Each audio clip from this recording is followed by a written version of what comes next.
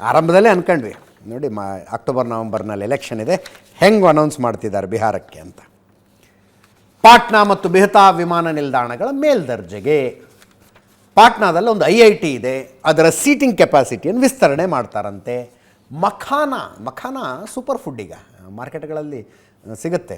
ಈಗ ಇನ್ನೂ ಅದು ಶ್ರೀಮಂತರ ಆಹಾರ ಅನ್ನುವ ರೀತಿಯಲ್ಲಿ ನೋಡಲಾಗುತ್ತೆ. ಅದನ್ನ ತಾವರೆ ಹೂ ಬರುತ್ತಲ್ಲ, ಕಮಲದ ಹೂವಿನ ಬೀಜ, ಅದನ್ನು ಮಂಡಕ್ಕಿ ಹುರಿದಂಗೆ, ಭತ್ತ ತಗೊಂಡು ಮಂಡಕ್ಕಿ ಹೆಂಗೆ ಹುರಿತಾರೆ ಹಾಗೆ ಅದನ್ನು ಹುರಿದು ತಯಾರು ಮಾಡ್ತಾರೆ. ಮಖಾನ ಅದು ಸೂಪರ್ ಫುಡ್, ಅದು ಅಂಥ ನ್ಯೂಟ್ರಿಷಿಯಸ್ ಫುಡ್ಡೇ ಯಾವುದೂ ಇಲ್ಲ ಅಂತ ಈಗ ಒಂದು ಸ್ವಲ್ಪ ಕಾಣಿಸ್ತಾ ಇದೆ. ಅದರ್ವೈಸ್ ಅದು ಭಾಳ ಶ್ರೀಮಂತರ ಆಹಾರ ಆಗಿಬಿಟ್ಟಿತ್ತು. ಅದು ಅತಿ ಹೆಚ್ಚು ಬೆಳೆಯೋದು ಬಿಹಾರ್ನಲ್ಲಿ.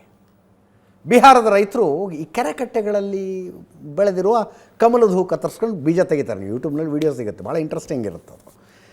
ಅದರದ್ದು ವಿಶೇಷ ನಿಗಮ ಮಾಡ್ತಾರಂತೆ ಬಿಹಾರದಲ್ಲಿ.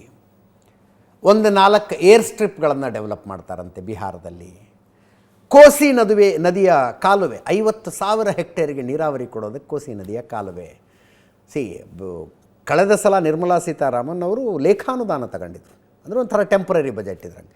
ಅದರಲ್ಲೇ 36,000 ಕೋಟಿ ಅನೌನ್ಸ್ ಮಾಡಿದರು ಬಿಹಾರಿಗೆ. ಈಗ ಮತ್ತಷ್ಟು ಇವತ್ತಿನ ಬಜೆಟ್ ಭಾಷಣದಲ್ಲಿ ಬಿಹಾರ ಅಂತ ಬಂದಾಗಲೆಲ್ಲ ವಿಪಕ್ಷಗಳ ಕಡೆಯಿಂದ ಓ ಅಂತ ಶಬ್ದ ಕೇಳಿಸೋದು.